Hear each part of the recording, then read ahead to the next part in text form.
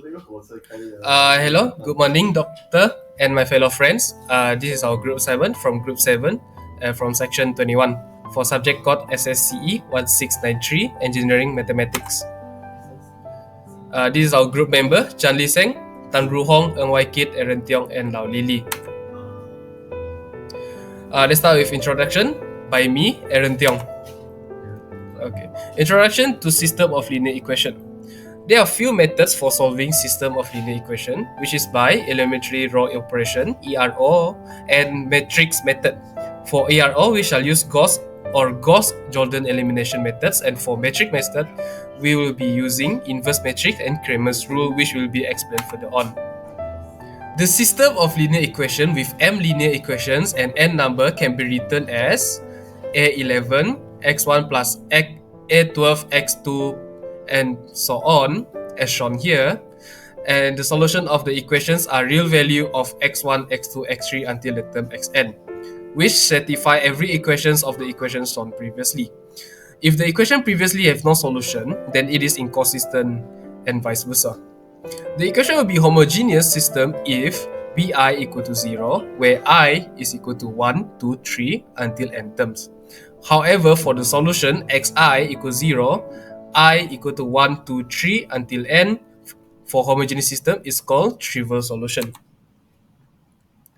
Let's start with our problem statement. One day, there were 3 students went to a stall to buy some nuggets, hot dog, and wontons. However, the profit earned by the owner does not match with the number of foods.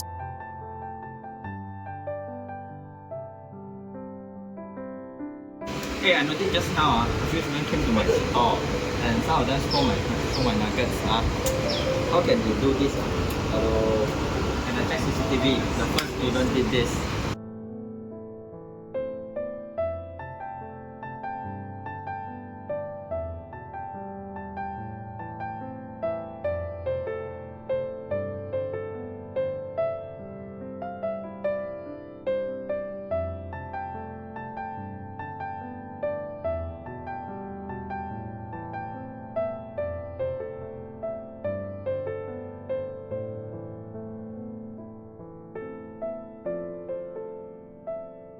And I've only earned 3 ringgit for the student.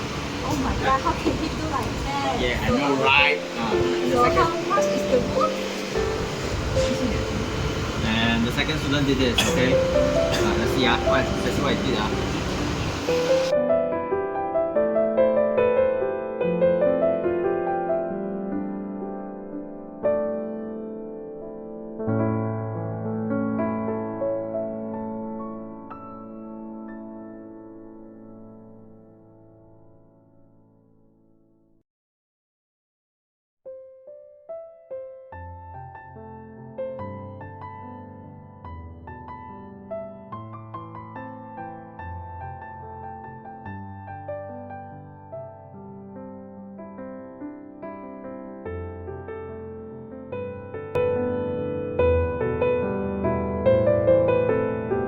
And the third student, he didn't steal anything, he's very good. He paid me 23 ringgit. It's quite a profit.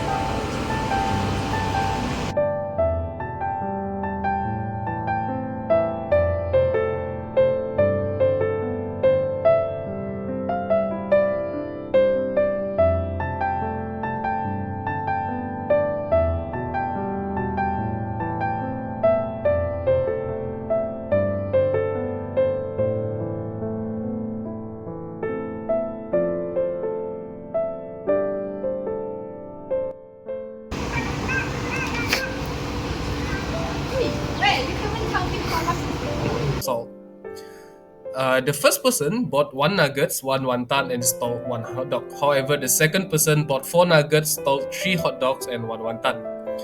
And the third person bought 1 nugget, 1 hot dog, and 2 wontons. Okay, let us see this in a real life video, in real life scene. Gauss elimination method. Gauss elimination is a method of solving a linear system by bringing the augmented matrix to an echelon matrix. From the problem statement, we get 3 equations.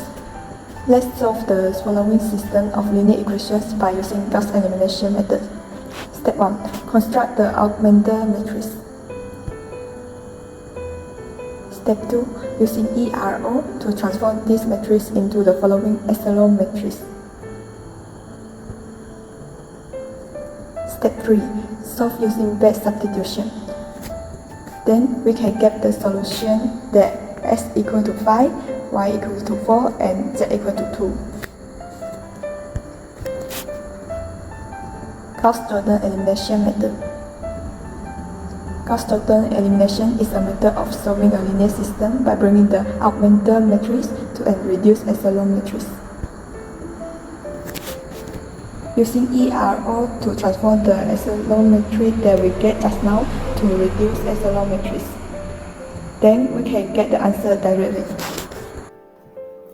Good morning, Doctor and my fellow friends. My name is Ng Wei Kit, and now I will discuss about the Cramer's rule. First of all, what is the Cramer's rule? Cramer's rule is one of the important methods applied to solve a system of linear equation. In this method, the values of the variables in the system are to be calculated by using the determinants of the matrix. Thus, the Cramer's rule is also known as the determinant method. In order to find the Cramer's rule formula for a 3 times 3 matrix, we need to consider the system of 3 equations with 3 variables. These 3 equations are the example, and we can write it in the form of AS equal to B. The matrix A is the coefficient, matrix S is the variable, and the matrix B is the constant. Next, we let the T become the determinant of matrix A. We can calculate the TS, TY, and TZ by changing it the first column, second column, and third column by the matrix B. If the determinant of A is not equal to 0, then the matrix can be solved by using the Cramer's rule, as shown below. The S can be calculated by using the TS divided by T for variable Y, TY divided by T, and for variable Z, the TZ divided by T. Based on the situation given before, we know that the S minus Y plus Z is equal to 3, the 4S minus 3Y minus Z is equal to 6, the 3S plus Y plus 2Z is equal to 23. And first, the step 1, we write it in the form of AS equal to B. Then we calculate the determinant of A and we get 19. Since the determinant of A is not equal to 0, so the given system of equation has a unique solution. We can calculate the ds and we get the 95. For dy we get 76. And finally we get the dz is 38. And finally we can calculate the variables s, y, and z. From the calculation before, we know that the d is equal to 19, the ds is equal to 95, and the dy is equal to 76, the dz is equal to 38. According to the Cramer's rule, the s can be calculated by the ds divided by the d, and we get the 5. For variable y, we get 4, and for variable z, we get 2. Thank you. Hello guys, my name is Charlie Sung and my part is inverse metric method. If the determinant of A is not equal to 0 and AX equals to B, so that we can solve the linear equation by multiplying A inverse in both sides in the equation AX equals to B. Then the result simplified to X equals to A inverse multiplied with B. Based on the situation before, the matrix notation is shown as below. For the first step, you should check the determinant of A whether it's 0 or not. When the determinant is equals to 0, stop the calculation because the inverse does not exist, and vice versa.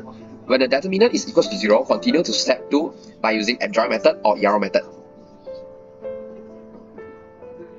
Given that the matrix is shown as below, so the determinant we calculate is 19, which is not equals to 0, therefore A inverse exists.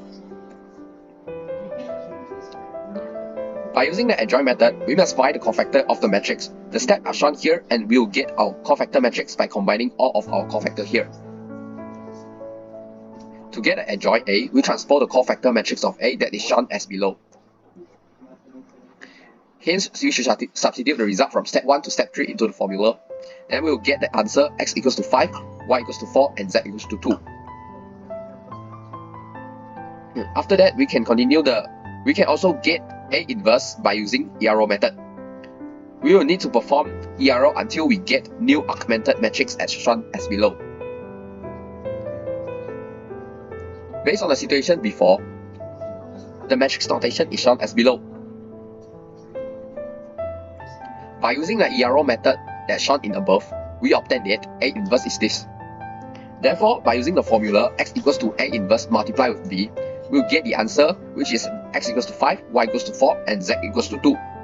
Hi, I'm now going to introduce the type of solution that exists in the metric system. There are steps to identify the types of solution.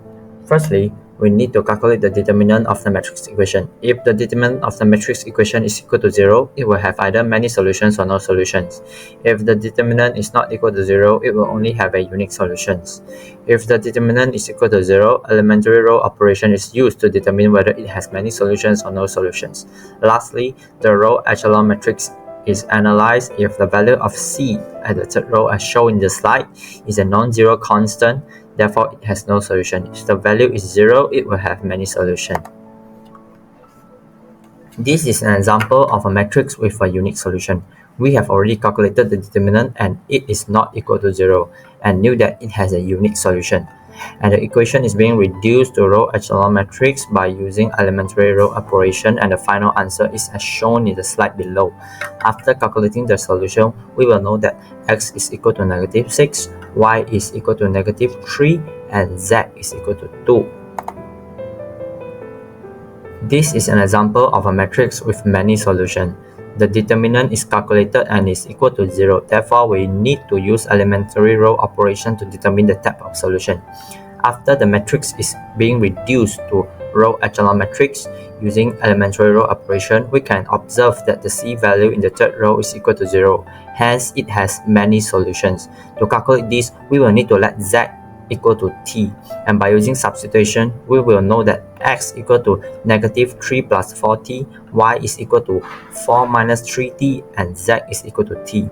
The reason we need to let z equal to t, which is an unknown, because t will have many possible values, and as a result, this equation will have many different solutions. This is an example of a matrix with no solution. The determinant is equal to 0 and the elementary row operations used to determine the types of solution. After the system of linear equation has been reduced to row echelon matrix by using elementary row operation, we can see that the value of C at the third row is a non-zero value, therefore it has no solution. Lastly, this is a solution to our problem statement. The determinant is equal to 1, hence it has a unique solution. After the system of linear equation has been reduced to row echelon matrix, we can calculate the solution easily.